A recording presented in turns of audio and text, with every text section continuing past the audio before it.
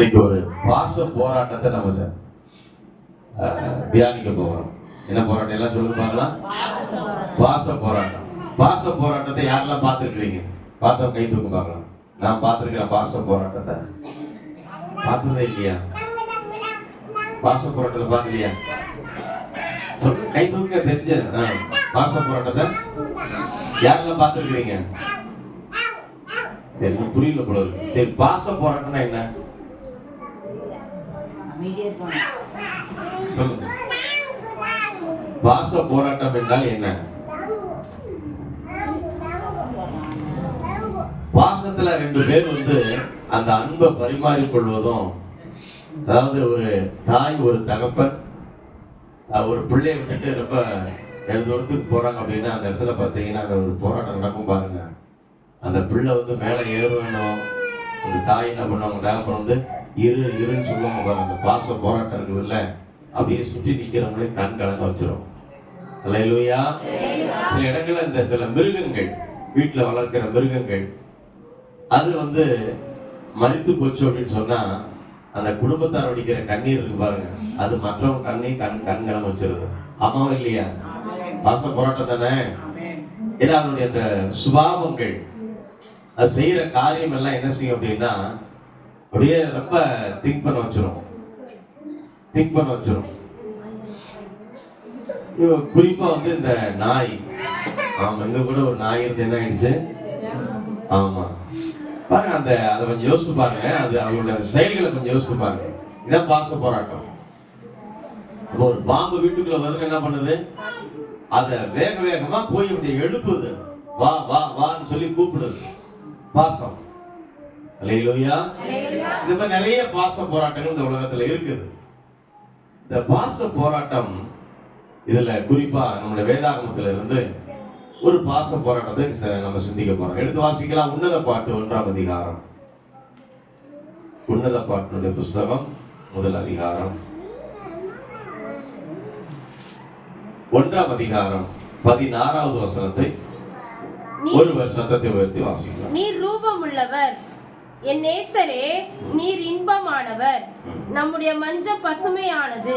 15வது வசனத்தை வாசிங்க. என் பிரியமே, என் பிரியமே, நீ ரூபவதி, நீ ரூபவதி, நீ ரூபவதி, நீ ரூபவதி, உன் கண்கள் புறா கண்கள், உன் கண்கள் புறா கண்கள். அப்படி நம் தலைகள் தாழ்த்தி ஜெபம் பண்ணுவோம். அன்பின் தேவனே, எங்களை தாழ்த்துகிறோம். எல்லாரும் சொல்லுங்க பார்க்கலாம். அன்பின் இயேசுவே, எங்களை தாழ்த்துகிறோம். எங்களோடு பேசும். எங்கள் ஒவ்வொருடைய இருதயமும் சந்தோஷம் அடையணும்பா. உம்முடைய பாசத்தை நாங்கள் புரிந்து கொள்ள வேண்டும்.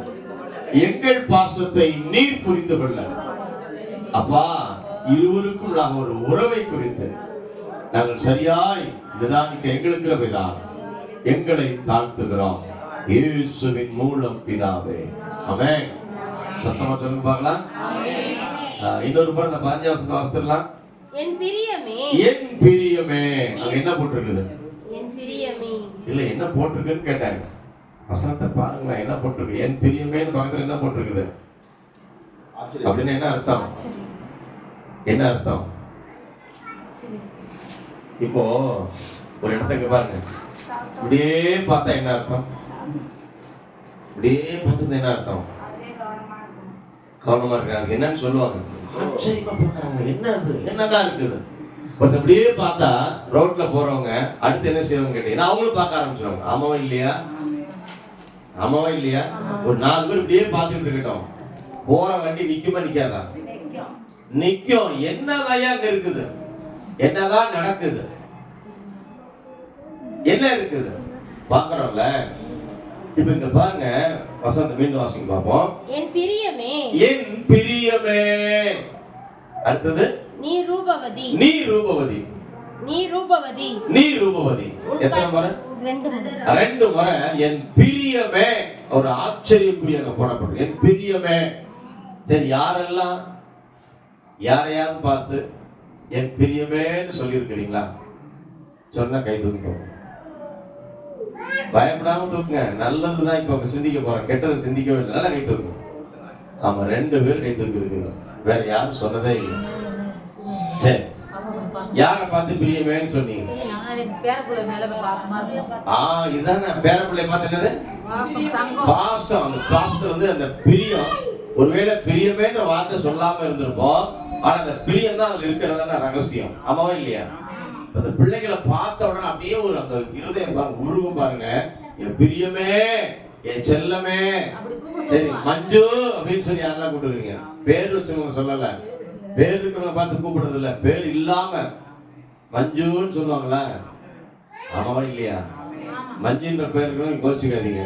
பொதுவாக வந்து அந்த செல்லமா கூப்பிடுற ஒரு வார்த்தை. அடுத்தது பட்டு. கேட்டுக்கிறமா கேட்கலையா?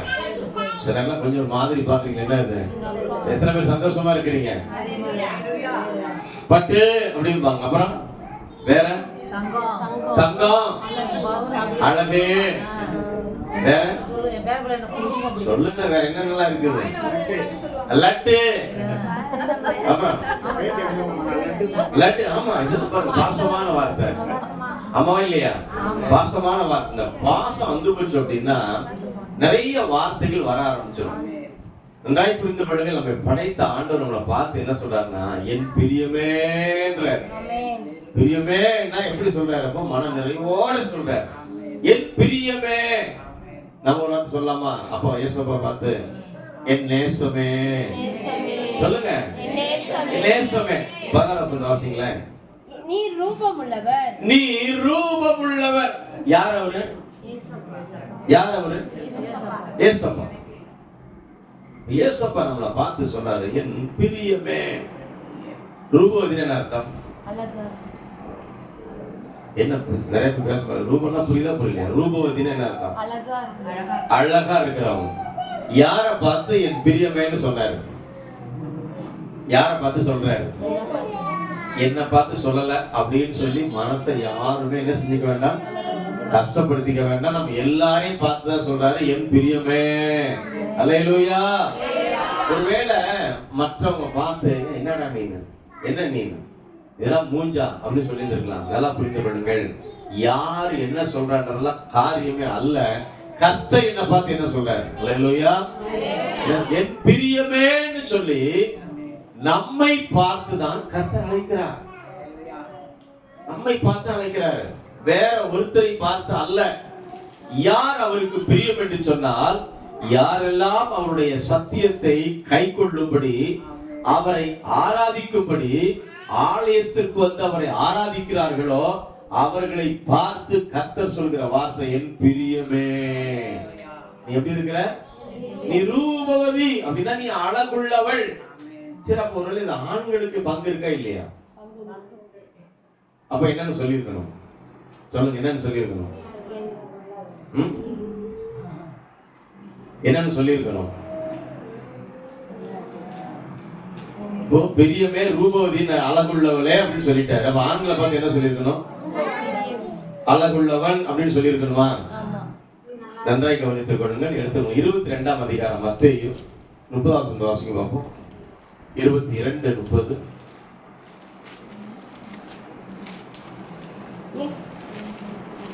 வாசிங்க. மத்தேயு 22:30. உயிர்த்தெழுதலில் கொள்வனையும் கொடுப்பனையும் இல்லை. கொள்வனையும் கொடுப்பனையும் இல்லை. அப்படி என்ன அர்த்தம்? அதை என்ன கொடுக்குற, என்ன வாங்குறது? அடுத்த பகுதி சொல்லுங்க. பரலோகத்திலே தேவதூதரை போல் இருப்பார். பரலோகத்தில் எப்படி இருக்க போகிறோம்? தேவதூதர்கள் எப்படி இருக்க போகிறாங்க? என்ன கிடையாது? என்ன கிடையாது? கொள்வனை கொடுப்பனை என்ன அர்த்தம்? பெண் கொடுக்கிறது, பெண் எடுக்கிறது, இது கிடையாது. என்ன கிடையாது? ஆமா, அங்க வந்து எங்க ஊர் மாப்பிள்ள இல்ல எங்க ஊர் பொண்ணு அப்படின்னு சொல்ற மாதிரி கொள்வனை கொடுப்பனை எங்க கிடையாது? பரலோகத்துல கிடையாது. எதை யார போல இருக்க போகிறோம்? தேவ தூதர்கள் போல இருப்போம். அப்போ அங்கே தேவன் எப்படி நம்மை வைத்திருக்க போகிறாரோ அதை வைத்து தான் நம்மளோட பேசிட்டு இருக்கிறார். இப்ப நாம் எல்லாம் யார் என்று சொன்னால், அவருக்கு நாம் எல்லாரும் மனவாட்டிகள். அல்லேலூயா. என்னெல்லாம் ஆண் என்றும் இல்லை, பெண் என்றும் கிடையாது. இங்க இருக்கக்கூடிய நாம் ஆணாக இருக்கலாம், பெண்ணாக இருக்கலாம். அவருக்கு நாம் எல்லாரும் யாராக இருக்கிறோம்னா மனவாட்டிகளாக இருக்கிறோம். நம்மள அதான் பார்த்து சொல்றாரு, என் பிரியமே. சொல்லுங்க பார்க்கலாம். என் பிரியமே என்னன்னு சொல்றாரு? என்னன்னு சொல்றாரு? ரூபவதி அப்படின்னு என்ன அர்த்தம் சொல்லுங்க. இப்ப சொல்லுங்க, உங்க உங்க உங்க கை அப்படி நெஞ்சில சொல்லுங்க, நான் அளவுள்ளவள், நான் அளவுள்ளவன். நல்ல கை வச்சு சொல்லுங்களேன். நான் பேசுற தமிழ் யாருக்கெல்லாம் புரியல, புரியாதவங்க மட்டும் கை தூக்குவாங்க. நான் பேசுற தமிழ் புரியவே இல்லை அப்படின்னு சொல்றவங்க மட்டும் கை தூக்கு பார்க்கலாம். இப்போ ஒருவேளை இந்த உலகத்துல மற்றவர்களால நாம நிராகரிக்கப்பட்டிருக்கலாம், எங்கேயோ ஒரு இடத்துல அவமானப்படுத்தப்பட்டிருக்கலாம், யாராலையும் நிந்திக்கப்பட்டிருக்கலாம், யாரோ நம்மளை வெறுத்து இருக்கலாம். அதை பத்தி கவலைப்படாதீங்க. இந்த வெறுப்பு சில நிமிடங்கள்ல மாறி போயிடும். அல்லேலூயா. இந்த கலக்கம் கொஞ்ச நாள்ல கொஞ்ச நேரத்துல மறைஞ்சிடும். இங்க இருக்கக்கூடிய எல்லா உறவுகளும் குறித்த நேரத்துல அப்படியே கலண்டு போயிடும், கலண்டு போயிடும். அதைத்தான் இந்த உலகத்துல ஒரு மனிதன் ஒரு பாட்டா பாடி இருக்கிறார், எல்லாமே எந்தெந்த இல்லை அப்படின்னு சொல்லி. உறவு எங்க இருக்குன்னு சொல்லி இருக்கிறார் ஒருத்தர். வீடு வரதான் உறவு, அடுத்தது வீதி வரதான் யார் வருவா, அடுத்தது காடு வர புள்ள வரும், அதுக்கப்புறம் யாரோ அப்படின்னு சொல்லிட்டாரு. நல்லா புரிஞ்சுங்க, அவருக்கு தெரியல யாரோன்னு சொல்லிட்டாரு. ஆனா கடைசி வரையிலும் கூட இருக்கிறவரு அவர்தான் கர்த்தர். அல்லேலூயா, அல்லேலூயா. கடைசி வரை சங்கீதத்துல சொல்ல பாருங்க, அதாவது நித்தம் நடத்துவேன்னு சொல்றாரு, மரண பரியந்தம் நடத்துவேன்னு சொல்றாரு, அடுத்தது நான் கூடவே இருப்பேன். ஆமென். கூடவே இருக்கிறவர். சரி, இப்ப கூடவே இருக்கிறவர் சொல்ற வார்த்தை, நீ ரூபவதி ரூபவதி திரும்ப திரும்ப சொல்லிட்டாங்க. அடுத்த ஒரு வார்த்தை சொல்றாரு, வாசிக்கலாம். இந்த 15 உன்னத பாட்டு 1ஆம் அதிகாரம்.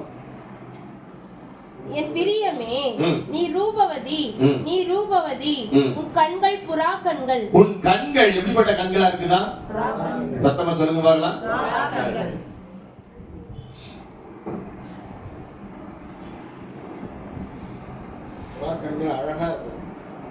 வெரி குட், அழகா இருக்கும். வேற அந்த புறா கண் வேற கொஞ்சம் சொல்லுங்க. கண்ணீர் வந்துகிட்டே இருக்கும். அடுத்து வேற கபடற்றது. அதுக்கு என்ன இருக்காது? கபடே இருக்காது.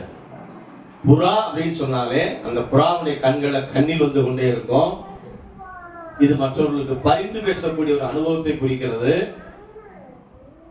அந்த புறா அது சமாதானத்துக்குரியது. எங்க போனாலும் சமாதானத்துக்கு பார்த்தீங்கன்னா அந்த புறாவை என்ன செய்வாங்க, அதை பறக்க விடுவாங்க. புறா பரிசுத்த ஆவியானவரை குறிக்கிறது, ஒரு நிறைவை குறிக்கிறது. இப்போ இந்த ஆண்டவர் சொல்றாரு, நீ ரூபவதி, நீ ரூபவதி, உன்னுடைய கண்கள் புறா கண்கள், புறா கண்கள். இப்ப யோசிச்சு பாருங்க, இன்றைக்கு நம்முடைய கண்கள் புறா கண்களா இருக்குதா அப்படின்னா ஒரு கேள்விதான். ஆமாவா இல்லையா? ஆமாவா இல்லையா? என் கண் அப்படியே ஒரு மாதிரி பார்த்ததே இல்லைன்னு சொல்லி ஒருத்தர் சொல்ல முடியாது. சொன்னா பொய் தான் சொல்லணும் அர்த்தம். என்ன பொய்? அட்டை பொய்ன்னு சொல்லணும். என்ன பொய்? ஆமாவா இல்லையா? எவ்வளவு டிஸ்டர்ப் பண்ணுது கண்ணு. ஆமாவா இல்லையா? யோசிச்சு பாருங்க, நிறைய டிஸ்டர்ப் பண்ணுது. ஆனா கர்த்தர் கிருபையாக நமக்கு ஒரு போதனை கொடுத்து கொஞ்சம் கொஞ்சம் மாத்திட்டு இருக்கிறார். கொஞ்சம் கொஞ்சம் மாறிட்டு இருக்கிறோம். அந்த மாற்றத்துக்காக நம்ம அடியெடுத்து வச்சிருக்கிறோம். இது இந்த மாற்றம் முழுமை அடைய வேண்டும். சத்தமா அல்லேலூயா. மாற்றம் என்ன செய்யணும்? முழுமை அடையணும். நல்லா புரிந்து கொள்ளுங்க. இந்த உலக வாழ்க்கை நமக்கு எதற்காக கொடுக்கப்பட்டிருக்கிறது என்று சொன்னால், இந்த உலக வாழ்க்கையில நாம் ஒரு முழுமையை அடைய வேண்டும். இந்த முழுமை அடைவதற்காக பயிற்சி எடுக்கும்படி பயிற்சி கூடாரத்துக்குள்ள உட்கார்ந்து இருக்கிறோம். சபை என்பது என்ன தெரியுமா? ஒரு பயிற்சி கூடம், கற்றுக்கொள்ளுகிற இடம். கற்றுக்கொள்ளுகிற இடம், கற்றுக்கொண்டே இருக்கிறோம். கொஞ்சம் கொஞ்சமா வளர ஆரம்பிக்கிறோம். கொஞ்சம் கொஞ்சமா அப்படியே மூவ் பண்ணிட்டு இருக்கிறோம். அவ்வளவுதான். நான் எல்லாம் சரியாயிட்டேன் அப்படின்னு சொல்லி நாம இந்த உலகத்துல சொல்லவே முடியாது. அப்படி நான் ஒருவேளை எல்லாம் கிளியர் ஆயிட்டோம் அப்படின்னு சொன்னா அடுத்து ஒரு பாட்டு பாடுவாங்க. என்ன பாட்டு? வேற பரலோகமே என் சொந்தமே, அது என்று காண்பேன்னு சொல்லி இங்க இருக்கிறவங்க பாடுறது. இன்ப நாள், இன்ப இன்ப இன்ப நாள், நம் இயேசுராஜன் வானில் தோன்றும் நாள். அல்லேலூயா, அல்லேலூயா, அல்லேலூயா. இயேசு வந்துருவார். இல்ல ஒருவேளை நம்முடைய வாழ்க்கையில ஒரு மரணம் சம்பவிக்கும். எப்ப தெரியுமா? நிறைவு. ஆனா பாருங்க, இந்த சரீரத்துல இருந்து இந்த ஆத்மா பெரிய நாள் வரையிலையும் நமக்குள்ள ஒரு போராட்டமே வாழ்க்கையாக வைத்துக் கொள்ளுங்க. நாம குறைவுள்ளவர்களா இருக்கிற அர்த்தம்.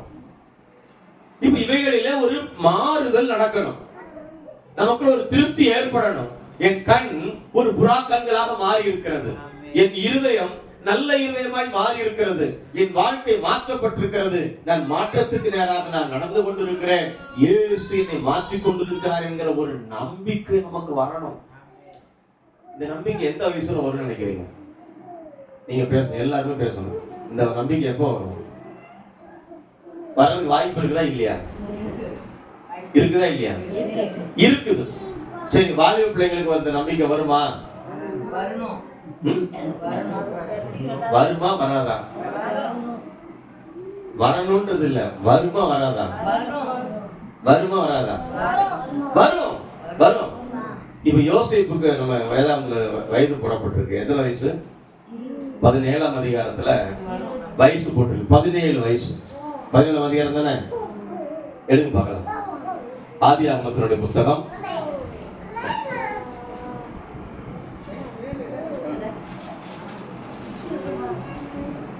எல்லாம் திருப்பிக் கொள்ளலாம்.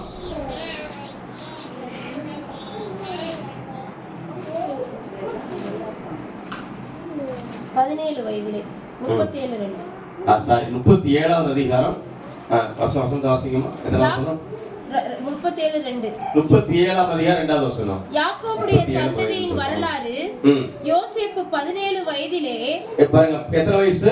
17. 17 வயசுல எதை கண்டான் அவன்? சொப்பனம் காண்கிறான்.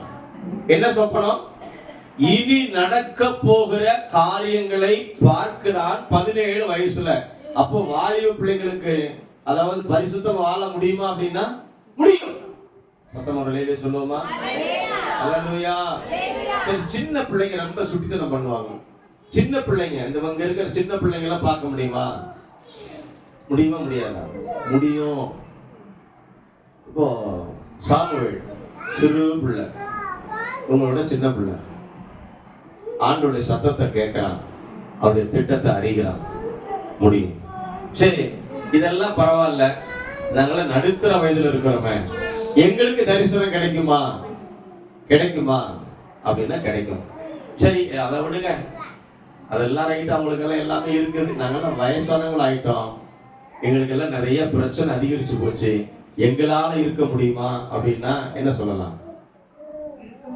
முடியும். அல்லேலூயா. பாருங்க, இதான் ஒரு உறுதி. ஆபிரகாம் 75 வயசுல கூப்பிடுறாரு. அல்லேலூயா. ஆனா அதுக்கு முன்னாடி 10 வயசுல அவர் ஸ்டார்ட் பண்ணிட்டாரு. 75 திட்டமா பேசுறார். நன்றாய் புரிந்து கொள்ளுங்கள்.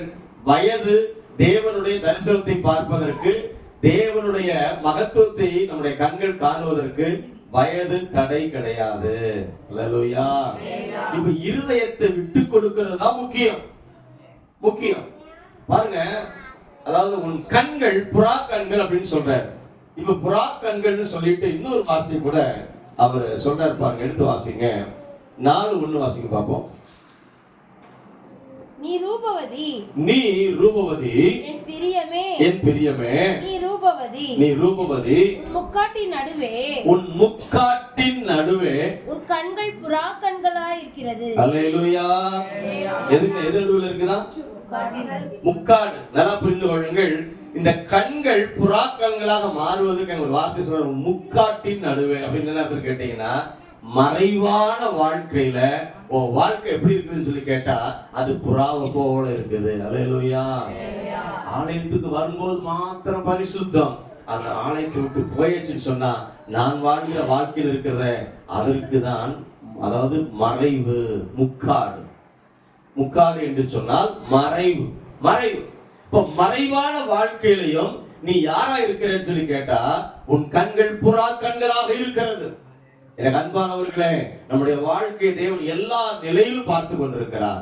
வெளி தோற்றத்தை பார்க்கிறார், உள்ளான காரியத்தை பார்க்கிறார். பக்கத்துல பார்த்து நல்லா இருக்கிறீங்களான்னு கேளுங்க. அக்கம் பக்கம் பார்த்து கேளுங்க, கை கொடுத்து கேளுங்க, நல்லா கை கொடுத்து கேளுங்க. நல்லா இருக்கிறீங்களா? Very good, super super super super. Hallelujah. சரி, மறைமுக வாழ்க்கை எப்படி இருக்கணும்? எப்படி இருக்கணும் பாருங்க. இப்போ யாருமே பார்க்கல, யாருமே பார்க்கல அப்படின்னு சொல்லி இப்படி பார்க்கணும். சரி, யாருமே பார்க்கல. யார் தான் பார்க்கல? மனுஷனா இருக்கிறவங்க தான் பார்க்கல. ஆனா யார் பார்த்துக்கிட்டு இருக்கிறா? ஹல்லேலூயா. சங்கீதம் 139 அழகா ஒரு வார்த்தை இருக்கு பாருங்க. அந்த வசனத்தை வாசிங்க, 1ஆம் வசனத்தை. 139:1 வாசிங்க.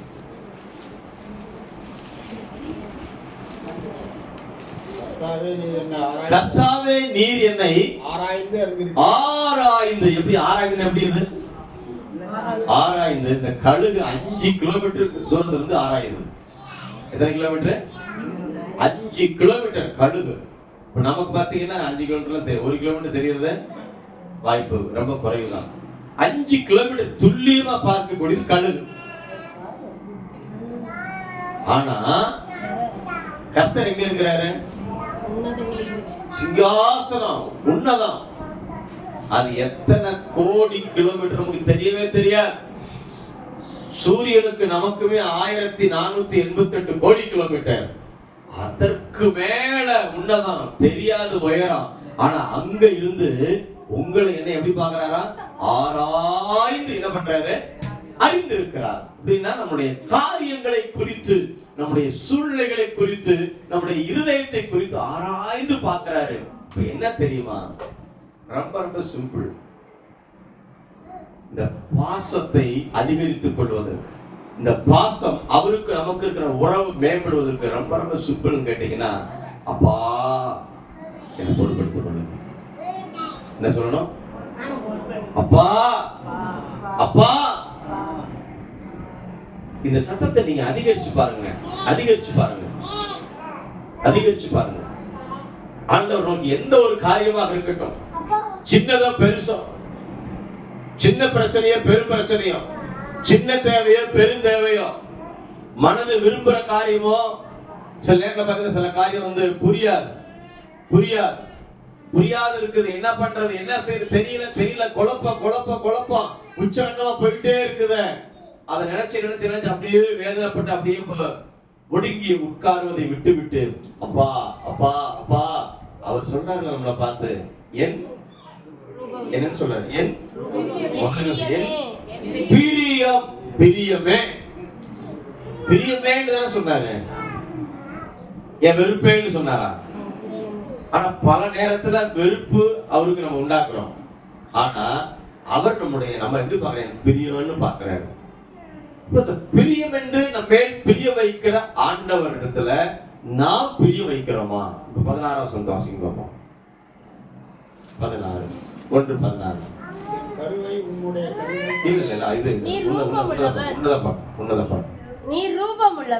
நீர் ரூபமுள்ளவர், என் நேசரே, நீர் இன்பமானவர், நம்முடைய மஞ்சம் பசுமையானது. நம்முடைய மஞ்சம் எப்படிப்பட்டது?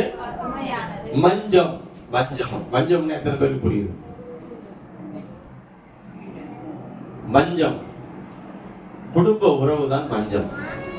குடும்ப உறவுல பழுதில்லாமல் இருப்பது, நன்றாக கவனியுங்கள், பழுதில்லாமல் இருப்பதுதான் மஞ்சம். நியமிக்கப்பட்ட கணவன், நியமிக்கப்பட்ட மனைவி, இந்த இருவருக்குள்ளாக எந்த விதமான ஒரு பழுதும் இல்லை. கண்கள் வேற எங்கேயும் போகல, சிந்தை வேற எங்கேயும் போகல. அப்ப அந்த பரிசுத்தமான உறவை காண்பிப்பதுதான் மஞ்சம். இங்க பாருங்க, இந்த வசனத்தை மீண்டும் வாசிப்போம். எல்லாம் கவனிங்க இந்த வசனத்தை. நீர் ரூபமுள்ளவர், என் நேசரே, நீர் இன்பமானவர், நம்முடைய மஞ்சம் பசுமையானது, நம்முடைய மஞ்சம் அது பசுமையானது. அல்லேலூயா. இந்த உறவு எப்படிப்பட்டது? பசுமை அப்படின்னு என்ன அர்த்தம்? செழிப்பு, செழிப்பு, பசுமையா இருக்கு. இந்த மஞ்சத்துல பழுது இல்லை, தவறு இல்லை. எனக்கு அன்பானவர்களே, இந்த உலகத்துல ஏதோ சில பிரச்சனையில மாட்டி நம்ம பழுதடைஞ்சிருக்கலாம். கிறிஸ்துவோடு இருக்கக்கூடிய அந்த உறவுல நாம் நம்மை சரிப்படுத்திக் கொள்வதற்கு நம்முடைய இருதயத்தை, நம்முடைய சிந்தையை கொடுக்கிற பொழுது கர்த்தர் அந்த உறவை என்ன பண்ணாருன்னா பரிசுத்தமாக மாற்றுகிறார். அல்லேலூயா. ஒருவேளை நான் இந்த மாதிரி ஒரு குடும்ப உறவுல இல்லையே, எல்லாம் போயிடுச்சு அப்படின்னு சொல்லலாம். ஒன்றை புரிந்து கொள்ளுங்கள், இந்த உறவு, இந்த நேசத்தை குறித்து ஏன் ஆண்டவர் இங்கு எழுதி வைத்திருக்கிறார் என்று சொன்னால், இந்த உறவுக்கு ஒப்பிட்டு வைத்திருக்கிறார் என்று சொன்னால், இந்த பூமிக்குரிய உறவுல எப்படி ஒரு உண்மைத்தன்மை இருக்கிற பொழுது அங்கே ஒரு மகிழ்ச்சி எழும்புகிறதோ, அப்படிப்பட்ட மகிழ்ச்சி நம்முடைய வாழ்க்கையில் எழும்ப வேண்டும் என்று எதிர்பார்க்கிறார். அல்லேலூயா. வாழ்க்கையில் என்ன செய்யணும்? அந்த மகிழ்ச்சி வரணும், அந்த மகிழ்ச்சி வரணும். இது கிறிஸ்துவோடு இருக்கக்கூடிய ஒரு ஐக்கியம். சத்தமா அவர்கள் என்ன சொல்லுங்க பாருங்க, என்ன சத்தமா புரிந்து கொள்ளுங்கள். என்ன அன்பானவர்களே,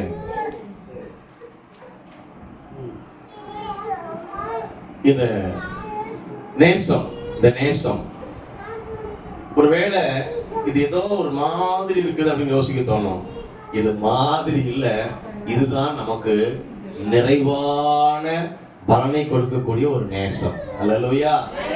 இப்போ நல்லா புரிந்து கொள்ளுங்கள், இந்த உலக வாழ்க்கையில எல்லாம் இருக்குது, ஆனா என்ன இல்ல? மகிழ்ச்சி இல்ல. 5000 கோடி செலவு பண்ணி ஒரு திருமணம் நடந்துச்சு, பேப்பர்லாம் வந்தது.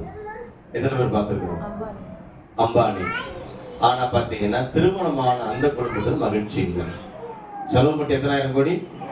5000 கோடி. ஒரு 10,000 பேருக்கு வேலை கொடுக்குற அளவுக்கு ஒரு பெரிய ஒரு கம்பெனியை அந்த தொகையில் என்ன செஞ்சிருக்கலாம்? கட்டி முடிச்சிருக்கலாம்.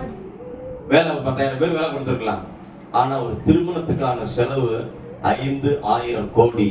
ஆனா அப்படி திருமணமான அந்த பிள்ளைகளுக்குள்ளாக என்ன இல்லைன்னா மகிழ்ச்சி இல்லை, சந்தோஷம் இல்லை, பகிரங்கமா எல்லாம் செய்திகள்ல வருது. யோசித்து பாருங்க, என்ன காரணம் கேட்டீங்கன்னா தேவனோடு உறவு இல்லை, தேவனோட உறவு இல்லை, தேவனோட உறவு இல்லை. இன்றைக்கு கர்த்தர் உங்களுக்கு எனக்கு அவரோடு ஒரு உறவை வைத்திருக்கிறார். இந்த உறவு மேம்படுவதற்காகத்தான் அவர் நம்மகிட்ட பேசிட்டு இருக்கிறார். இப்போ அவர் நம்மளை பார்த்து பிரியன்னு சொன்னாரு, நம்ம அவரை பார்த்து என்னன்னு சொல்லணும்? என்னன்னு சொல்லணும்? என் நேசரே, என் நேசரே. இப்ப 2 பேருக்குள்ள அன்பு பெருகணும்னா என்ன நடக்கணும்? சாதாரணமா 2 பேருக்குள்ள அன்பு பெருகணும் என்ன நடக்கணும்? பேசணும், பேசணும். பேசினா மட்டும் போதுமா? அங்க என்ன வெளிப்படணும்? அன்பு வெளிப்படணும். அன்பு இல்லாம பேசி நிறைய பிரச்சனை வந்துட்டு இருக்கும். ஆனா என்ன வரணும்? அன்பு. இப்போ இயேசுவோடு நான் அன்பில் இருக்கிறேனா? கொஞ்சம் யோசிச்சு பாருங்க. அன்புல இருக்கிறீங்களா? உங்களை செக் பண்ணி பாருங்க. அன்புல இருக்கிறீங்களா? அன்பு அவரோட இருக்குதா? அவர் நீங்க ஒண்ணா நடக்கிறீங்களா? நன்றாய் புரிந்து கொள்ளுங்கள். நாம் நடந்து போகிற பொழுது நாம கிறிஸ்துவோட அன்புல நடந்து போறோம்னு சொன்னா, நாம் போகிற பகுதியில ஏதாவது ஒரு காரியம் நடக்கும். ஒரு சந்தோஷம் வரும், ஒரு சமாதானம் வரும். நாம் இருக்கிற இடத்தை தேடி ஒருத்தவங்க வருவாங்க. இல்ல நம்ம போயிட்டு இருக்கும்போது நம்ம பார்த்து பேச ஒருத்தவங்க வருவாங்க. நாம் பேசுகிற ஒரு 2 வார்த்தையில அவங்க இருதயத்துல ஒரு பெரிய ஒரு மனமாற்றம் நடக்கும். அல்லேலூயா. இதுதான் நேசத்துடைய உச்சம். அவர் பிரியமேன்னு சொன்னாரு, நாம என்ன சொல்லணும்? என்ன சொல்லணும்? என் நேசரே. நீர் எப்படிப்பட்டவர்? எப்படிப்பட்டவர்? அழகுள்ளவர். எப்படி அழகுள்ளவரா? பூரண அழகு. அப்படின்னா முழுமையான அழகு. முழுமையான அழகு. உண்மையிலேயே நம்மை படைத்த தேவனை போல அழகு இந்த உலகத்துல ஒண்ணுமே கிடையாது, கிடையாது. இந்த அழகுள்ள தேவன் நம்முடைய வாழ்க்கையை சரிபடுத்துவதற்காக, நம்முடைய வாழ்க்கையை சீர்படுத்துவதற்காக, நம்முடைய வாழ்க்கையை அதாவது சமசீருக்கு கொண்டு வரும்படி, அதாவது பாத்தீங்கன்னா துக்கம் மகிழ்ச்சி, நன்மை தீமை, இந்த 2ம் எப்படி இருக்கு கேட்டீங்கன்னா ஒண்ணுக்கு வித்தியாசமா இருக்கு. இப்ப சரீரத்துக்கு உதாரணத்துக்கு எடுத்துக்கொண்டோம்னா, சரீரத்துக்கு என்னெல்லாம் தேவைப்படுது? உஷ்ணம் தேவைப்படுது. அடுத்து என்ன தேவைப்படுது? குளிர்ச்சி தேவைப்படுது. இந்த ரெண்டு சரி அளவில் என்ன ஆகும்? பெரிய பிரச்சனை ஏதோ வந்துடும். உஷ்ணம் அதிகரிச்சாலும் பிரச்சனை, உஷ்ணம் இல்லாம போனாலும் பிரச்சனை. இப்போ ஒரு சமசீர் நம்முடைய வாழ்க்கையை புரிந்து கொள்ள இந்த உலகத்துல நான் வாழ்கிற நாட்களில் தேவன் நமக்கு செய்ய வேண்டிய அனைத்தையும் அவர் சரியாக செய்ய வேண்டும் என்று சொன்னால் அவர் நமக்கு வேணும். அவர் நமக்கு வேணும். இப்போ கல்யாண வீட்டுக்கு இயேசு வந்தாரு, என்ன நடந்துச்சு? நடந்துச்சு நடந்துச்சு. ஒரு துக்க வீட்டுக்கு இயேசு போனாரு, என்ன நடந்துச்சு? அற்புதம் நடந்துச்சு நடந்துச்சு. அப்ப யோசிச்சு பாருங்களேன், திருமண வீட்லயும் அற்புதம், துக்க வீட்லயும் அற்புதம். அப்ப இயேசு வந்த அற்புதம். சத்தம் வரல சொல்லுவோமா? ஹல்லேலூயா. அவர் வரணுமே, அவர் வரணுமே, அவர் நம்மளை பார்த்து என் பிரியமேன்னு சொல்லணுமே. நாம அவரை பார்த்து என்ன சொல்லணும்? என்னேசரே. உண்மையா நல்லா பாருங்க, சந்தோஷத்தோட மன நிறைவோடு கூட ஏசப்பாவை பார்த்து நம்ம சொல்லலாமா? நேசரே. உண்மையா சொல்லலாம், என் நேசரே. பாருங்க, வெறுப்பா சொல்ல விடாது. இப்போ ஒண்ணு இல்ல, இப்போ நான் இவரை பார்த்து இங்க பாருங்க, இந்த கை கொடுக்கறதுல என்ன கவனிங்க, இங்க அப்படி எல்லாம் இங்க பாருங்க, இந்த கையை பாருங்க. இது உண்மையான பாசமா?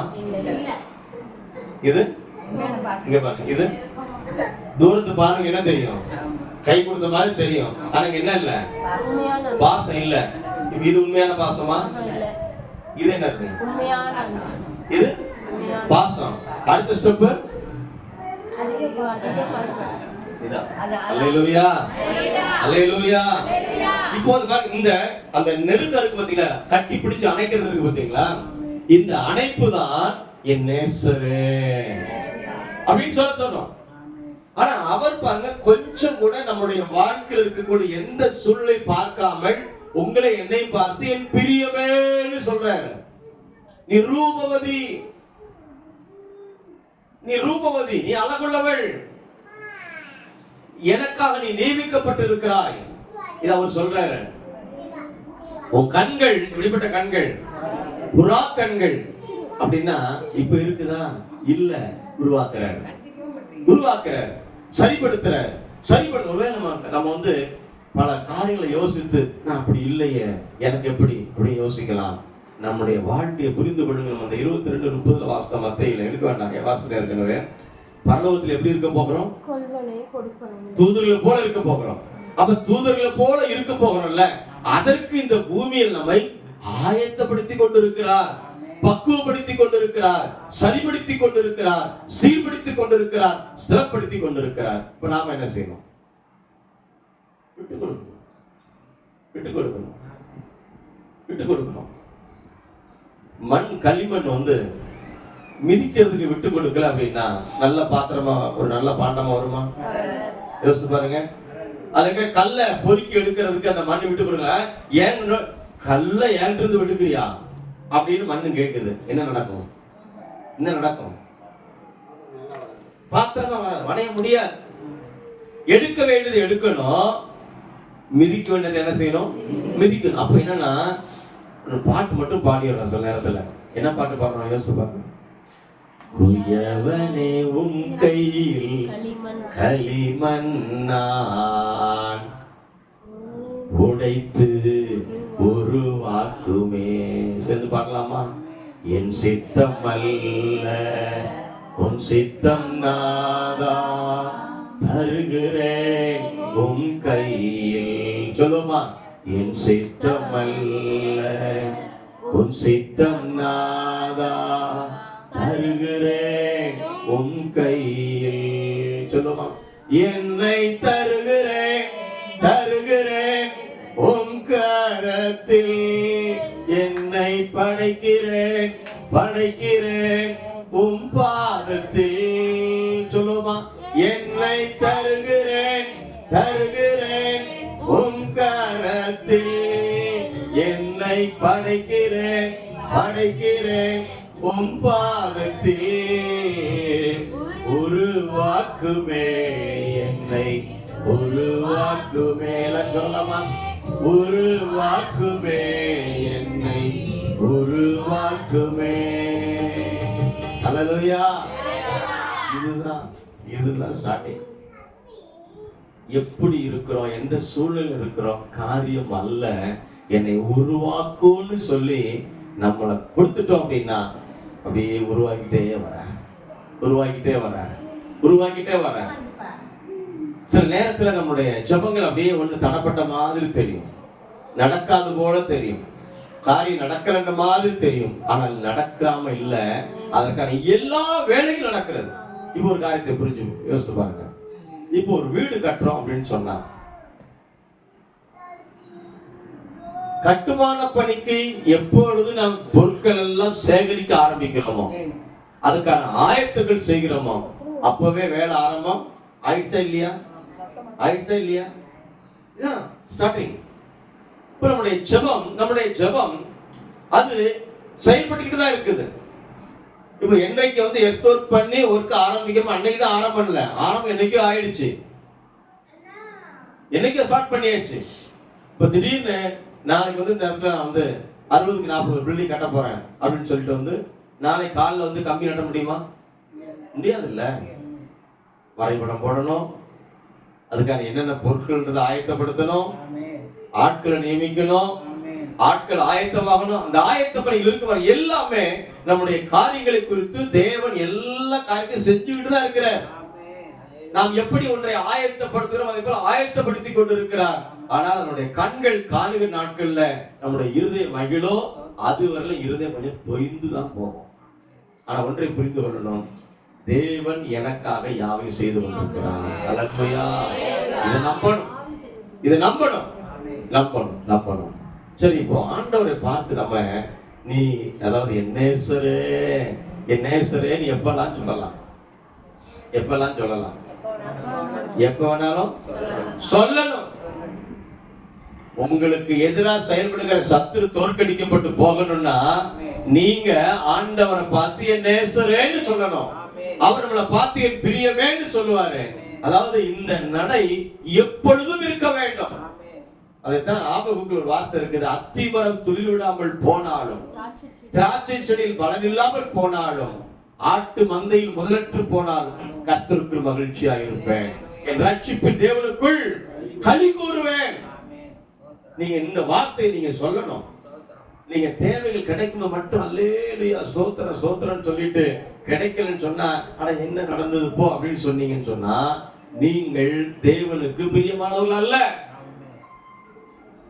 இப்ப அவர் நம்மளை பார்த்து நம்ம எல்லாமே சரியான பிற்பாடு என் பிரியவேன்னு சொல்லல. எப்பதான் சொல்றாரு?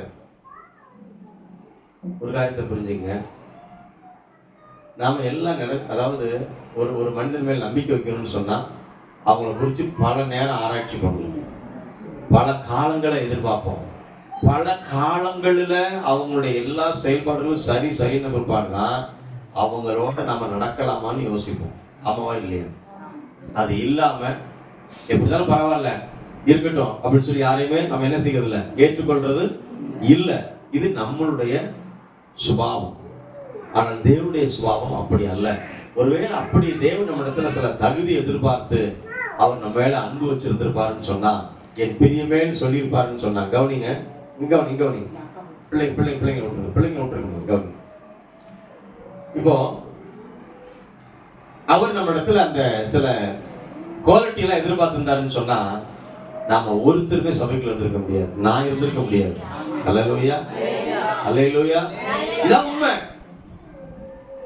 தேவன் அவருடைய அன்பு, அவருடைய நேசம், அவருடைய பாசம், அது எந்த அளவுகோலையும் அளக்க முடியாது.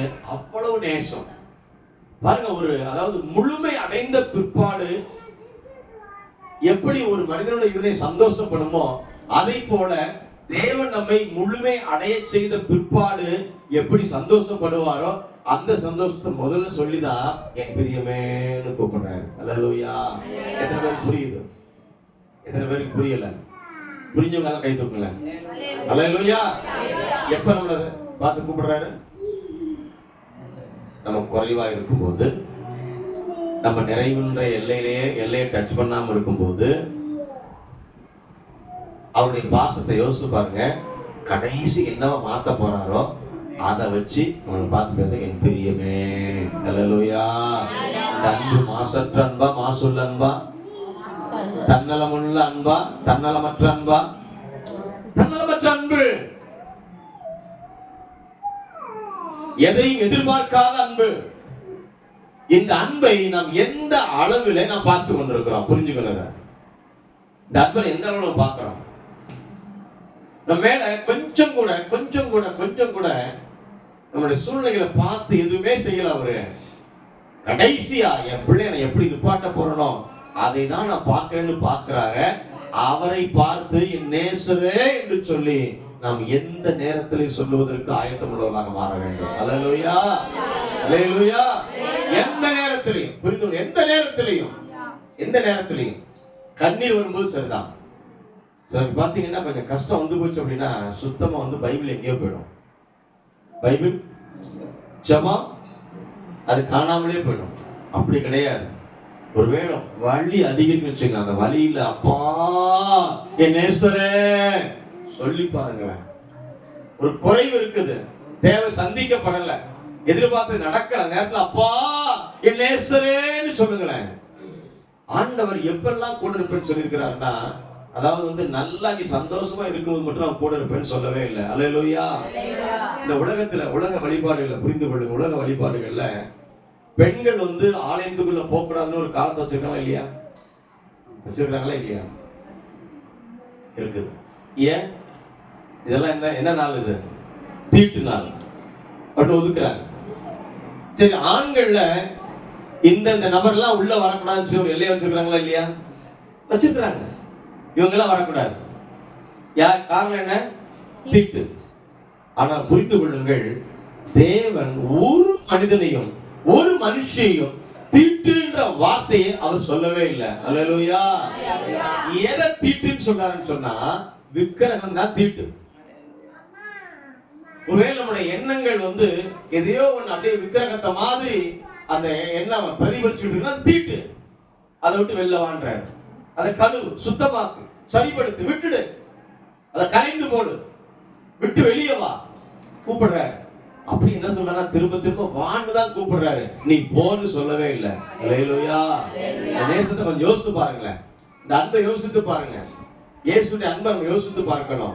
நம்ம எத்தனை முறை தவறிடல, அந்த சூழ்நிலையும் பார்த்து அவர் இப்படிலாம் பண்ணிட்டேன்னு சொல்லி வெறுக்கல. மீண்டுமா என் பிரியமே. அல்லேலூயா. நீ ரூபவதி, நீ அழைக்கப்பட்ட உன்னை குறித்த திட்டம் பெரியது, உன்னை குறித்த தீர்மானம் பெரியது. நீ சாதாரணமானவன் அல்ல. உன்னை புரிந்து கொள்ளணும். அன்பானவர்களே, ஏதோ வாழ்றேன், ஏதோ போறேன் இல்ல. கிறிஸ்துவுக்கு நமக்கும் இருக்கிற இந்த உறவு, அந்த உறவு அது அந்த மஞ்சத்தை குறிச்சு அந்த வசந்த வாசிங்க பார்க்கலாம். அது எப்படிப்பட்டதுன்னு சொல்றாரு? பசுமையானது. பசுமைன்னு சொல்றாரு. 5:16 வாசிக்கும் போது அவருடைய அழகை குறிச்சு அவர் எப்படிப்பட்டவர் அப்படின்னு சொன்னா, முற்றிலும் அழகுள்ளவர். அந்த முற்றிலும் அழகுள்ளவர் நல்லா கவனித்துக் கொள்ளுங்க. யோவான் 4:16 யோவான் 4:16 4ஆம் அதிகாரத்துல ஒரு நபரோட இயேசு பேசுறாரு. என்ன பேசுறாரு? வாசிங்க பாப்போம். இயேசு அவளை நோக்கி, நீ போய் உன் புருஷனை இங்கே அழைத்து கொண்டு வா என்றார். அல்லேலூயா. யார்கிட்ட பேசுறாரு? சமாரியா பெண்கிட்ட பேசுறாரு. கொஞ்சம் யோசித்து பாருங்க, ஏன் ஆண்டவர் தனி நபரை சந்திச்சு பேசுறாரு அப்படின்னு கேட்டா, ஒரு மனுஷனுடைய வாழ்க்கையில எப்படிப்பட்ட வீழ்ச்சி ஏற்பட்டிருக்கிறது என்பது காரியம் அல்ல. அந்த வீழ்ச்சியிலிருந்து அவங்களை வெளியே கொண்டு என் பிரியமேன்னு சொல்லணும்ன்றதுக்காக பாருங்க, 5 நபரோடு கூட வாழ்க்கை வாழ்ந்து கொண்டிருந்து அந்த 5 பேரை கழட்டி விட்டுட்டு 6வது நபரை சேர்த்து கொண்ட நபர்கிட்ட பேசுறாரு, ஓ புருஷனை போட்டுவாங்க. அவர் கேட்கிறா, ஆண்டோட டிஸ்கஸ் பண்றாரு. அவர் கேட்கிறா, எனக்கு ஜீவ தண்ணீர் எனக்கு வேணும், எனக்கு ஜீவ தண்ணி வேணும்னு கேட்கிறா. என் புருஷனை போட்டுவான். கொஞ்சம் யோசிச்சு பாருங்க, தனி மனிதனை கர்த்தர் சரிப்படுத்துகிறார். அல்லேலூயா. இந்த சம்பவம் நமக்கு தெரியும். இதுல கர்த்தர் அவருடைய வாழ்க்கையில ஒரு மாறுதலை கட்டளையிடுவதற்காக அவரோட பேசி அதற்கு பின்பதாக அந்த பெண்ணை ஆண்டவர் தன்னுடைய அவர் விரும்புகிற அந்த பிரியமே அழைப்பதற்கு, அந்த வாழ்க்கையை மாற்றி அமைப்பதற்கு அன்றைக்கு அந்த ஸ்திரியோடு கூட பேசினது அது எவ்வளவு உண்மையோ இன்றைக்கு நம்மோடு கூட பேசுவது அது உண்மை. அல்லேலூயா. இப்ப நம்முடைய வாழ்க்கையிலும் கர்த்தர் ஒரு மாறுதலை கொடுத்து அவரோடு கூட நம்மை ஐக்கியப்படுத்தி நம்மை பார்த்து என் பிரியமேன்னு சொல்லணும்னு விரும்புறார். ஆமென். இப்போ நிழல் பொருள் ரெண்டு இருக்குல்ல. நிழல்னா என்ன, பொருள்னா என்ன?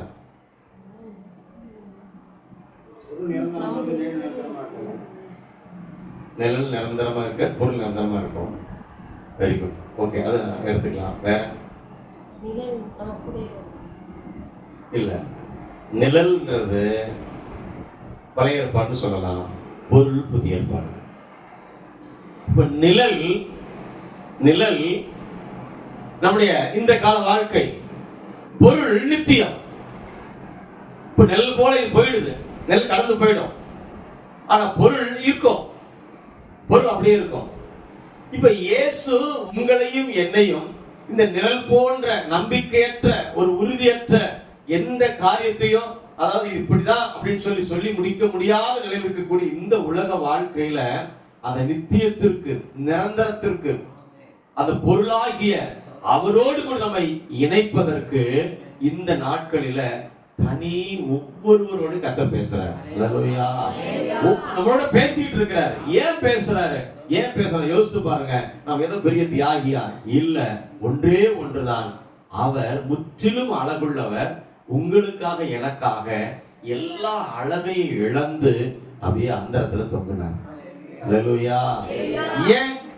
ஏன் அப்படின்னா நம்முடைய பாவம் அவ்வளவு கொடூரமானது, அவ்வளவு கொடூரமானது. நம்முடைய பாவத்திற்கு கரையை நம்மால செலுத்தி பிடிக்க முடியாது. ஆகையினால அது முற்றிலும் அழகுள்ளவர், பூரண அழகுள்ளவர், 10,000 சிறந்தவர். உங்களுக்காக எனக்காக அவர் சிலுவையில் அவர் ரத்தத்தை சிந்தி ஒரு மீட்பை உண்டு பண்ணி இன்றைக்கு மகளே மகனே என்ற அழைப்பு கொடுத்து, நீ என் பிரியம், உன்னை குறித்து நான் வைத்திருக்கிற திட்டம் பெரியது, அதை புரிஞ்சுக்கோ, விலகி போகாதன்னு சொல்றாரு. அல்லேலூயா.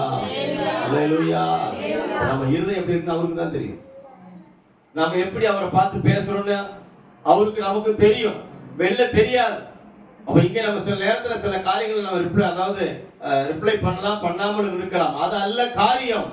இருதயம் அவருக்கு நமக்கு இருக்கக்கூடிய அந்த உறவு, அந்த உறவுல என்ன இருக்க வேணும்னு கேட்டீங்கன்னா ஒரு தீட்டில்லாத ஒரு மஞ்சம் இருக்க வேண்டும். அல்லேலூயா. ஒருவேளை வாழ்க்கையில நீங்க உடைக்கப்பட்டிருக்கலாம், நொறுக்கப்பட்டிருக்கலாம், பாரப்பட்டிருக்கலாம், பாவத்துல மூழ்கி இருந்திருக்கலாம். ஆனா இன்றைக்கு ஒரு மனம் திரும்புதல் உண்டாகி அவருக்கு நமக்கு நேசத்துல ஒரு மஞ்சம் ஏற்படணும், ஒரு பரிசுத்தம் ஏற்படணும், அது பசுமையாய் மாற வேண்டும் என்று கர்த்தர் விரும்புகிறார். அல்லேலூயா. இப்ப இந்த 5 நபர்கிட்ட 6வது நபரோடு இருந்த நபரை பார்த்து ஆண்டவர் பேசினார. அதற்கு பின்பதாக புரிந்து கொள்ளுங்கள், அவள் வாழ்க்கை முழுவதுமாய் மாறினது. ஆமென். இன்றைக்கு நம்முடைய வாழ்க்கையும் மாற வேண்டும் என்றுதான் கர்த்தர் விரும்புகிறார். அல்லேலூயா. ஏன் மாறணும்னு கேட்டீங்கன்னா, என் இருதயத்துக்கு சந்தோஷம் கிடைக்கணும். யார் இருதயத்துக்கு? சத்தமா சொல்லுங்க பார்க்கலாம். இந்த இருதயம். புரிந்து கொள்ளுங்கள், நம்ம சில தப்பை தெரிஞ்சு செஞ்சுட்டு இருக்கிறோம்னா இருதயம் அப்படியே டிக் டிக் டிக்னு சவுண்ட் கொடுத்துட்டே இருக்கும். ஒரு குற்ற உணர்வு வரும். அது இருந்த பிரயோஜனம் இல்லை. அது இருக்க கடைசி வரல இருந்துகிட்டே இருக்குன்னு சொன்னா நாம் அவர் நம்மளை பார்த்து பிரியன்னு சொல்ல முடியாது, நாம் அவரை பார்த்து நேசரேன்னு சொல்ல முடியாது. அப்ப நாம் அவரை பார்த்து நேசரே என்று சொல்லுவதற்கும் அவர் நம்மை பார்த்து பிரியமே அப்படின்னு சொல்றதுக்கும் அப்படிப்பட்ட ஒரு உறவுக்கு நம்முடைய வாழ்க்கை ஒவ்வொரு நாளும் அர்ப்பணிக்கப்பட்டதா, மாற்றத்துக்கு நேரானதாக நம்முடைய வாழ்க்கை திருத்தி அமைக்கப்பட்ட நிலையில அதாவது திருத்தப்பட்ட தோட்டமாக இது மாறிக்கொண்டே இருக்க வேண்டும். அல்லேலூயா. அப்படி இருக்கணும். என்ன தேவை? பரிசுத்தம் தேவை. அதற்கு ஜெபம் தேவை. அல்லேலூயா. ஜெபம் வேணுமா இல்லையா? யோசித்து பாருங்க. எவ்வளவு நேரம் வீட்டுல ஜெபிக்கிறீங்க? ஆலயத்துல எவ்வளவு நேரம் ஜெபிக்கிறீங்க? பரிசோதனை பண்ணுங்க. நான் உங்களை உங்களை கை தூக்க சொல்லி சோதனைப்படுத்த போறது கிடையாது. மாற்றம் வேணும், மாற்றம் வேணும், ஜெபம் வேணும், ஸ்தோத்திர பலி சத்தம் உங்க வீட்டுல கேட்கணும், ஆலயத்துல கூடி கர்த்தரை ஸ்தோத்திரம் பண்ணி ஜெபிக்கணும், விண்ணப்பத்தை வச்சு ஜெபிக்கணும், கூடி வரணும், சபை கூடுதல விடக்கூடாது, கூடி வரணும், கூடி வரணும். நீங்க கூடி வந்தீங்கன்னு சொன்னா அது ஒருத்தர் பேசும் பொழுது பல காரியங்கள் உங்களுக்குள்ள தெளிவுபடும். ஜெபிக்கலாம், ஜெபிக்கலாம், ஜெபத்திற்காக தான் கூடணும். நன்றாய் புரிந்து கொள்ளுங்கள்.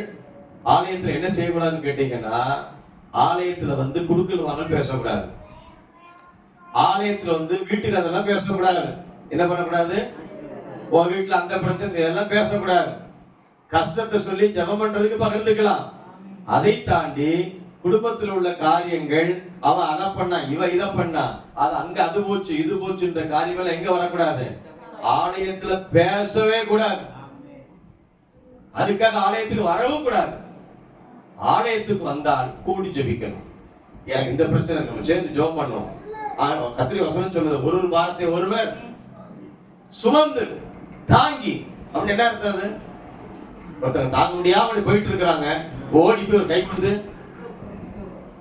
இப்ப கடந்த வாரத்தில் நான் அந்த விருதுகிரி கிராமத்துக்கு போயிட்டு வரும் பொழுது ஒரு பெண் டூ வீலர்ல பின்னாடி அந்த புல்லு கட்டி அப்படி கட்டி அப்படி போயிட்டு இருக்கிறாங்க.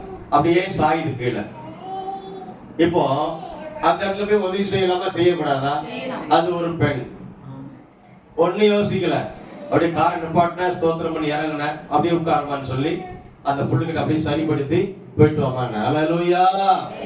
இப்போ ஒருவர் பார்த்து ஒரு சுமந்து அப்படின்னா என்ன நம்மளால செய்ய முடியுமோ அதை செய்யணும். அதை தாண்டி வேற காரியம் என்ன செய்யக்கூடாது? ஆலயத்துல வரக்கூடாது. இங்கே வருவது கூடி ஜெபிப்பதற்கு, கூடி ஜெபிப்பதற்கு, வேறு விதமான எந்த காரியம் வரக்கூடாதுங்க. அல்லேலூயா. ஏன்னா 2 பேர் 3 பேர் சொல்லுங்க, என் நாமத்தினால கூடி வரீங்களா? எங்க யார் இருக்கிறேன்னு சொல்றாரு? நான் இருக்கிறேன். இப்ப அவர் இருக்கிறார். அவர் வந்து நம்மளுடைய காரியங்களை வித்தியாசமா பார்த்து அவர் வெளில போனார்னா என்ன ஆகும்? நன்மை கிடையாது, கிடையாது. சரி, கடைசி ஒரு காரியத்தை கவனிங்க.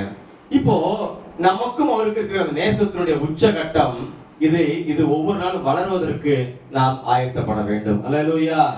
எடுத்து வாசிக்கிற அதாவது எரேமியா தீர்க்கதரிசன புத்தகத்துல ஒரு சம்பவத்தை வாசிங்க. 1ஆம் அதிகாரம். இந்த நேசம் எங்க ஆரம்பிச்சது அப்படின்னு கேட்டீங்கன்னா வாசிக்கலாம். 1ஆம் அதிகாரம் 5வது வசனத்தை வாசிங்க. நான் உன்னை தாயின் வயிற்றில் உருவாக்கும் முன்னே உன்னை அறிந்தேன். அல்லேலூயா. பிரியமேன் எங்க சொல்ல ஆரம்பிச்சாரா? தாயின் வயிற்றில் உருவாக்கும் முன்னே. உருவாகும் முன்னேவா உருவாக்கும் முன்னேவா? உருவாக்கும் முன்னே. என்ன முன்னே? உருவாக்கும் முன்னே. நீ உருவாகிறதுக்கு முன்னாடி இல்ல, நான் உன்னை உருவாக்குறதுக்கு முன்னாடியே நான் உன்னை பார்த்து பிரியமேன்னு சொன்னேன்ற. சந்தோஷமா இருக்கிறவங்க மாத்திரம் வழியில சொல்லுங்க. அல்லேலூயா. அப்பாவுடைய நேசத்தை கொஞ்சம் யோசிங்க. நான் உன்னை உன் தாயின் கர்ப்பத்துல நான் உருவாக்குறதுக்கு முன்னாடியே நான் உன்னை என்ன பண்ணிட்டேன்? அறிஞ்சிட்டேன். உன் மேல அன்பு வச்சுட்டேன், பாசம் வச்சுட்டேன். அந்த பாசத்தை தான் நான் வெளிப்படுத்திட்டே இருக்கிறேன்னு சொல்றேன். சிலருக்கு பிறந்ததை குறிச்சே கவலை. நான் ஏன் பிறந்தேன்? எனக்கு ஏன் இந்த வாழ்க்கை? எனக்கு அந்த சூழ்நிலை? பிறப்பை குறிச்சே கேள்வி. நல்லா புரிந்து கொள்ளுங்க. நீங்களும் நானும் விரும்பி பிறக்கவே இல்லை. ஆமான்றவங்க மட்டும் சொல்லுங்க பார்க்கலாம். விரும்பி பிறந்தமா? இல்ல. வாழ்க்கையில இடையில தான் சறுக்குதல் வந்துச்சு. அவர் தோங்கும்போது சரியா தான் தோங்கினார். அவர் எப்படிதான் ஆரம்பிச்சது? சரியா தான் ஆரம்பிச்சார், சரியா தான் கொடுத்தாரு. நமக்கு ஒரு சுயாதீனம் ஒண்ணு கொடுத்தாரு. நீ டிசைட் பண்ண அப்படின்னு. அதுல ஏற்பட்ட விளைவு தவறுதான் நாம் சில சிக்கல் இருக்கிறோமே ஒழிய அவரிடத்துல சிக்கல் இல்லை. அல்லேலூயா. அவரிடத்துல என்ன கிடையாது? பழுது இல்ல. சரி, இப்ப என்ன செய்யலாம்? சரிப்படுத்திக்கலாம், சரிப்படுத்திக்கலாம். மெக்கானிக் ஷாப் போச்சுன்னு சொன்னா எந்த பொருளாகும் போன மாதிரி திரும்பி வருமா? திரும்பி வருமா? எப்படிதான் வரும்? எப்படிதான் வரும்? அழுக்கோட போவோம், திரும்பி வரும்போது சுத்தமா பலபலன்னு வரும். அப்படியே கிரிக் கிரிக் கிரிக் டங் டங் டங்னு போவோம், திரும்பி வெளி வரும், ஸ்மூத்தா வரும். அல்லேலூயா. அங்க என்ன செய்யப்படுது? அங்க சரி செய்யப்படுகிறது. இப்ப என்னன்னா வேதாகமத்தை நம்ம திறந்து சரி செய்யறதுக்கு இடம் கொடுக்கணும். இப்ப கடைக்கு போனா என்ன கட்டணும்? பில் கட்டணும். என்ன சவுண்டுக்கு வந்து பில்லு கட்டணும் சரிப்படுத்துறதுக்கு. இப்போ நாம வேதாகமத்துல பில்லு கட்டுறோம்னா பில்லு கட்டல, இருதயத்தை கொடுத்து இப்போ எந்த இடத்துக்கு என்ன தேவையோ அதுக்கு வார்த்தை எடுக்கணும். எடுத்து வைத்துக் கொள்ள வேண்டும். சரிப்படுத்தி நாம் பிரகாசம் அடைவதற்கு தான் கர்த்தர் நம்மை எப்ப தெரிந்து கொண்டார்னு கேட்டீங்கன்னா, உருவாக்குறதுக்கு சொல்லுங்க. எப்போ? உருவாக்குறதுக்கு முன்னே. என்னன்னு தெரிந்து கொண்டார்? வாசிங்க அடுத்த பகுதி. நீ கர்ப்பத்திலிருந்து வெளிப்படும் முன்னே நான் உன்னை பரிசுத்தம் பண்ணி. என்ன பண்ணி? பரிசுத்தம்னா என்ன அர்த்தம்? சுத்தம்னா என்ன அர்த்தம்? இங்க பாருங்க, சுத்தம் அப்படின்னா இந்த கீபோர்டை பார்த்து சுத்தம் அப்படின்னு சொல்லணும்னு சொன்னா இதுல என்ன இருக்கு? ஆல்ரெடி இல்ல அழுக்கு இருக்குது. சுத்தம் பண்றேன். நல்லா புரிந்து கொள்ளுங்கள். நான் உன்னை தாயின் கர்ப்பத்திலிருந்து எடுக்கிறதுக்கு முன்னாடியே நான் உன்னை என்ன பண்ணிட்டேன்? பரிசுத்தம் பண்ணிட்டேன் அப்படின்னு சொல்லி சொன்னா, அவர் எடுக்கிறதுக்கு முன்னாடியே எல்லாம் திட்டம் பண்ணி, என் பிள்ளை இந்த மாதிரி ஒரு சிக்கல்ல போய் இது மாட்டோம், நான் வெளியே எடுத்து என்ன செய்வேன்? அதை சரிப்படுத்தி நான் நிலைநிறுத்தி விடுவேன் என்றுதான் கர்த்தர் முன்னாடியே தீர்மானிச்சார். அல்லேலூயா. அதனாலதான் வந்து இருக்கிறோம். சாதாரண வர முடியாது, எல்லாராலையும் வர முடியாது. எத்தனை பேர் முயற்சி எடுக்கிறாங்க, வர முடியல. ஏன்னு கேட்டீங்கன்னா, அதாவது தேவன் நம்மை திட்டப்படலாம் வந்திருக்கிறோம். அல்லேலூயா. இப்போ ஒன்றை புரிந்து கொள்ளுங்கள். பரிசுத்தம் பண்ணினேன்னு சொல்றேன். அடுத்து என்ன சொல்ற? வாசிக்கலாம். அதுக்கடுத்து உன்னை ஜாதிகளுக்கு தீர்க்கதரிசியாக கட்டளையிட்டேன் என்று சொன்னார். அடுத்து ஒரு பெரிய ஒரு பொறுப்பு வச்சிருக்காங்க கேட்டீங்கன்னா, தீர்க்கதரிசி. என்ன அர்த்தம்? வரும் காரியத்தை சொல்லுகிறவர்கள். அல்லேலூயா. இப்ப யாருக்கெல்லாம் இந்த இப்படிப்பட்ட ஒரு பாக்கியம் வேணும்னு விரும்புறீங்க? ஆமென். எல்லாருக்கும் இந்த பாக்கியம் வேணும். தீர்க்க தரிசனம் அப்படின்னு சொன்னா அது பெரிய பாக்கியம். ஆனா அந்த பாக்கியத்துக்கு தான் கர்த்தர் உருவாக்குறதுக்கு முன்னாடியே திட்டம் பண்ணிட்டாரு, தீர்மானிச்சுட்டாரு. ஆனா தீர்மானிக்கப்பட்ட நாம், திட்டம் பண்ணப்பட்ட நாம், அவரால் பரிசுத்தம் பண்ணப்பட்ட நாம் இப்ப நம்ம எங்க இருக்கிறோம்ன்றத மட்டும் சிந்திக்கணும். அல்லேலூயா. இப்ப நம்ம எங்க இருக்கிறோம்? அக்கம் பக்கம் பார்த்து சொல்லுங்க, எங்க இருக்கிறோம்? அக்கம் பக்கம் பார்த்து சொல்லுங்க, எங்க இருக்கிறோம்? ஆலயத்துல இருக்கிறோம். அல்லேலூயா. ஆலயத்துக்கு எதுக்கு வந்திருக்கிறோம்?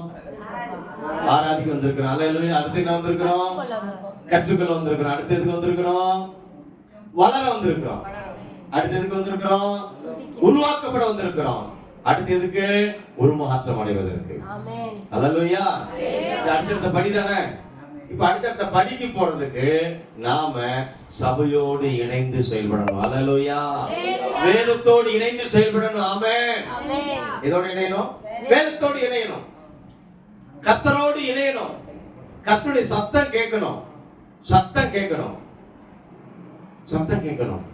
இப்ப இயேசுப்பாவுடைய சத்தத்தை யாரெல்லாம் கேட்டீங்கன்னு சொன்னா எத்தனை பேர் கை தூக்க முடியும்? இயேசுப்பா சத்தத்தை கேட்டிருக்கேன் பாருங்க. நிறைய பேர் கை தூக்கல, சத்தத்தை கேட்க முடியும். அல்லேலூயா. என்ன நினைச்சாரு நம்மள? என்னன்னு கூப்பிடுறாரு? பிரியமே. என்ன அர்த்தம்? பாசம் வச்சுதான் வைக்கலையா? சரி, எப்படி செலக்ட் பண்ணாரு? எங்க தெரிந்து கொண்டாரு? தாய்க்கட்டுல உருவாக்குறதுக்கு முன்னாடியே. இப்ப நம்ம யாருமே அவருக்கு தூரமானவங்க கிடையாது. நல்லா புரிஞ்சுங்க. ஏதோ சில குறை நம்மகிட்ட இருக்குது, அதாவது சில காரியம் அவருக்கு பிடித்தமில்லாத இருக்குது. ஆனா ஒன்றை புரிந்து கொள்ளுங்கள், அவர் திட்டம் பண்ணி இருக்கிறார். நம்ம இருதயத்தை கொடுத்தோம்னா அதை சரிப்படுத்திடுவார். அல்லேலூயா. ஜாதிகளுக்கு தீர்க்கதரிசியாக ஆண்டவர் கட்டளையிட்டு இருக்கிறார். இப்போ நாம யாராக செயல்பட வேண்டும் என்று சொன்னால் அவருடைய சத்தத்தை கொண்டு போய் சேர்க்கிறவர்களாக செயல்பட வேண்டும். அடுத்த வசனம் வாசிக்க வேணுமா? எரேமியா 1ஆம் அதிகாரம் 6வது வசனம். அப்போது நான், கர்த்தராகிய ஆண்டவரே, இதோ நான் பேச அறியேன், சிறு பிள்ளையாய் இருக்கிறேன் என்றேன். ஆனாலும் கர்த்தர், நான் சிறு பிள்ளை என்று நீ சொல்லாதே, நான் உன்னை அனுப்புகிற எல்லாரிடத்திலும் நீ போய் நான் உன்னை கட்டளையிடுகிறவளை எல்லாம் நீ பேசுவாயாக. அல்லேலூயா. நமக்கு ஒரு பொறுப்பு வச்சிருக்க. என்ன பொறுப்பு தெரியுமா? இது என்ன பொறுப்பு? நன்றாக புரிந்து கொள்ளுங்கள். அவர் நம்மளை பார்த்து பிரியமேன்னு சொல்லணும் அப்படின்னு சொன்னா, சொல்றத கேட்கிற புள்ள செல்ல பிள்ளையா, சொல்றதையே கேட்காது அந்த புள்ள செல்ல பிள்ளையா? யார் அப்படி சொல்ல பிள்ளைய நம்ம வச்சிருக்கிறோம்? நம்ம வீட்டுல 2 பிள்ளைங்க இருக்கு, 4 பிள்ளைங்க இருக்கிறாங்க அப்படின்னு சொன்னா, எந்த பிள்ளை மேல அதிக பாசம் இருக்கும்? சொன்ன உடனே யாரு கேட்கறாங்களோ அவங்க மேல பாசம் இருக்கும். சொல்றதே கேட்கறது இல்ல, அந்த பிள்ளை என்ன பண்ணுவோம்? வெறுப்பு தான் வரும், வெறுப்பு தான் வரும். இப்ப ஆண்டவர் உங்களை என்னை பார்த்து என் பிரியமே நீ ரூபவதி அப்படின்னு சொல்லணும்னா அவர் சொல்றதை கேட்கணுமா வேண்டாமா? கேட்கணும். பாருங்க, இப்ப சொல்றாரு, நான் உன்னை ஜாதிகளுக்கு தீர்க்கதரிசியா கட்டளையிட்டு இருக்கிறேன். நான் உன்னை அனுப்புற எல்லா இடத்துக்கும் நீ போய் என்ன பண்ணு? பேசு. அவர் வார்த்தை சொல்றாரு, நீ பயப்படாதன்னு சொல்றாரு. வாசிங்க அந்த வசனத்தை. நீ அவர்களுக்கு பயப்பட வேண்டாம். நீ அவர்களுக்கு என்ன செய்ய வேண்டாம்? பயப்பட வேண்டாம். பயப்பட வேண்டாம். உன்னை காக்கும்படிக்கு நான் உன்னுடனே இருக்கிறேன் என்று கர்த்தர் சொல்லி. அல்லேலூயா.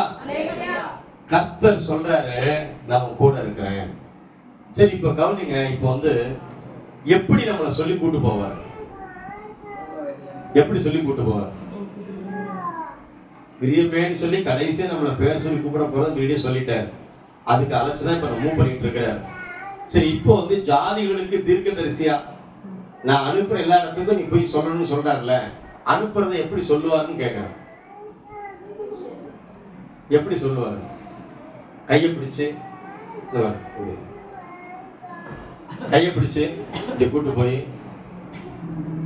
இவர்கிட்ட பேசு அப்படின்னு சொல்லுவாரான்னு கேட்கிறேன். அப்படி சொல்லுவாரா? என்ன பண்ணுவாரு? என்ன பண்ணுவாரு? என்ன பண்ணுவாரு? மனசுல பேசுவாரு. மனசுல பேசுவாரு. என்ன பேசும்? இவங்க போய் சொல்லுது. உள்ள உணர்த்துவாரு. இந்த உள்ள உணர்த்துவாரு. உணர்த்தும் பொழுது என்ன பண்ண? பேச ஆரம்பிக்கணும். அதாவது உள்ள சில வார்த்தை வரும். ஒரு சம்பவத்தை கவனிங்க. போன திங்கட்கிழமை காலையில ஒரு 9 மணிக்கு என்னுடைய சரீரத்துல வலி வர ஆரம்பிச்சது. அப்படியே அதிகரிக்குது. மதியானம் போய் நரம்புல 2 ஊசி போட்டு பார்க்கற சரியாகல. சாயந்தரம் 8 மணிக்கு அப்புறம் திருப்பி ஒரு ஊசி போட்டு பார்க்கற சரியாகல. அடுத்து பாத்தீங்கன்னா ஒரு 10:30 மணிக்கு ஒரு ஹாஸ்பிட்டல்ல போய் ட்ரிப்பு போட்டு அதுல சில இன்ஜெக்ஷன் போட்டு அதில் இறங்கி முடிக்கும் கரெக்டா மணி 12:02. அல்லேலூயா. இப்ப டாக்டர் என்ன பண்ண? தட்டி எழுப்பி தூக்கம் வந்துருச்சு, எழுப்பி போலாம் அப்படின்றாரு. இப்ப கவனிங்க, போலான்னு சொல்லும் பொழுது எல்லாம் அவங்க லைட்ல ஆஃப் பண்றாங்க ஹாஸ்பிட்டல்ல படுக்கிறதுக்கு. இப்ப இந்த நேரத்துல ஆவியானவர் உணர்த்துற என்ன தெரியுமா? டாக்டர்கிட்ட பேசு அப்படின்னு. யார்கிட்ட பேசணும்? வரும்போது எப்படி வலிக்குது, முடியலன்னு. இப்ப என்ன ஆயிடுச்சு? ஃப்ரீ ஆயிடுச்சு. சரி, இந்த இடத்துல பேசுன்னு சொல்றது சரியா தப்பா? இப்ப மாமிசம் சொல்றது நீ எப்படி வந்த அப்படின்னு. மாமிசம் சொல்லுது நீ எப்படி வந்த, இப்ப என்ன அவர்கிட்ட சொல்ல போற நீ அப்படின்னு சொல்லுது. ஆனா ஆவியில இப்ப ஊருக்கெல்லாம் வைத்தியம் பாக்குறாரு. யாரு? டாக்டர். பேப்பர்ல அடிக்கடி டாக்டர் தற்கொலைன்னு வருது. இப்ப அவங்களுக்கு ஒரு செய்தி சொல்லணும். அவங்களுக்கு செய்தி சொல்றதுக்காக அந்த நாள்ல எங்கேயுமே போக விடாம, யாரையுமே சந்திக்க விடாம அந்த 4 ஊரை முடக்கி போட்டு வச்சிருந்து கடைசிக்கு என்ன பண்றாருன்னா கொண்டு போய் நிப்பாட்டிட்டு இப்ப சொல்லுன்ற. இப்ப அந்த சந்தர்ப்பம் பார்த்தீங்கன்னா அப்படியே மூவ் பண்ற நேரம். அடுத்த என்ன வெளில வந்த பிற்பாடு ஒரு சேர்ல உட்கார்ந்து அந்த பக்கம் டாக்டர் அப்படி கிராஸ் பண்ணி போனாரு. அவங்களை பார்த்து, சார் ஒரு செகண்ட் அப்படின்னு வந்தாரு. என்ன உங்க விரல்ல நேகம் இருக்குது இல்ல, அது உங்களுக்கு இருக்கிற மாதிரி யாருக்குமே கிடையாது தெரியுமா அப்படின்னு யோசித்தார். இந்த ரேகையை போட்ட ஒரு கர்த்தர் உங்களோட தேவைகள் அனைத்தையும் அவர்கிட்ட கேட்கலாம். கேட்கிற எல்லாத்துக்கும் பதில் கொடுப்பார். ஒரு சுவிசேஷத்தை மணி 12:02 அப்புறம் அவருக்கு சொல்ல வச்சார். அல்லேலூயா, அல்லேலூயா. இப்ப பாருங்க, லைட் ஆஃப் பண்ணி ஆயிடுச்சு. அவ்வளவுதான், போயிடலாம். மனசு சொல்லுது போகலாம். அடுத்த மனசு சொல்லுது உட்காரு, நீ எதுக்கு வந்திருக்கிற? உனக்கு வலியை கொடுத்து கொண்டு வந்து இருக்கு என் பிள்ளை டாக்டருக்கு சொல்றதுக்கு. அல்லேலூயா. இப்போ அந்த டாக்டருக்கு அந்த நேரத்துல சொல்லலைன்னா அவங்க அந்த செய்தி கிடைக்காது. அல்லேலூயா. நான் புரிந்து கொள்ளுங்கள், ஆண்டவர் சொல்றாரு, நான் உன்னை அனுப்புற எல்லா இடத்துக்கும் நீ போய் சொல்லு, பயப்படாத பயப்படாத. நீ எதுக்கு வந்திருக்கிற, நீ வந்த வேலை யோசிக்காத. வந்ததுக்கு என்ன பண்ண, பில் கட்டிட்ட. பில் கொடுக்க வெளில வர முடியுமா? போட்ட பில் என்ன பண்ணணும், கட்டணும். அது தனி, அது தனி. உன்னை பில் கட்ட வச்சது எதுக்குன்னு கேட்டா சொல்றதுக்கு. அல்லேலூயா. இப்படி புரிந்து கொள்ள வேண்டும். நம்முடைய உணர்த்துதல் நமக்குள்ள உணர்த்தும் பொழுது நாம பேசினாதான் நம்மளை பார்த்து என் பிரியமே, அல்லேலூயா, என்ன சொல்லுவாரு, அப்படின்னு சொல்லுவார். இல்லன்னா என்ன சொல்லுவாரு, அந்த வார்த்தை சொல்ல முடியாது. இப்ப நீங்களும் நானும் அவரை பார்த்து என் நேசரே அப்படின்னு சொல்லணும்னு சொன்னா அவர் நம்மளை பார்த்து பிரியமேன்னு சொல்லணும். அப்ப அந்த இரண்டு உறவும் இது மேம்பட்டு இருக்கிறதுன்னு சொன்னா நம்ம நடைபெற வேண்டிய ஒரு காரியம், அவர் உணர்த்தும் பொழுது பேசணும். ஒருவேளை நம்முடைய கௌரவம் தடுக்கும். என்ன தடுக்கும்? கௌரவம் தடுக்கும். சில காரியங்கள்லாம் தடுக்கும்.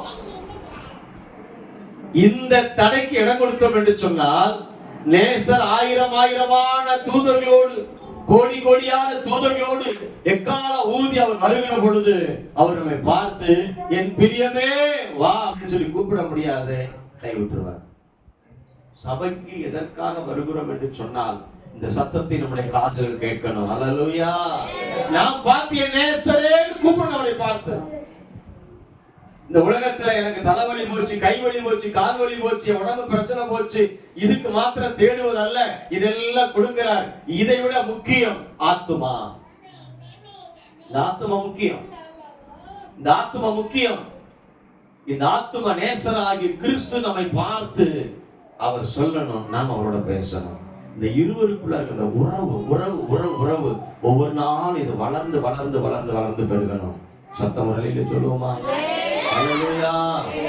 அழைக்கப்பட்ட அழைப்பை சிந்திச்சு பாருங்க, நோக்கத்தை சிந்திச்சு பாருங்க, செயல்படுவோம், ஜெபத்துல இருப்போம். எல்லாம் கவனிங்க.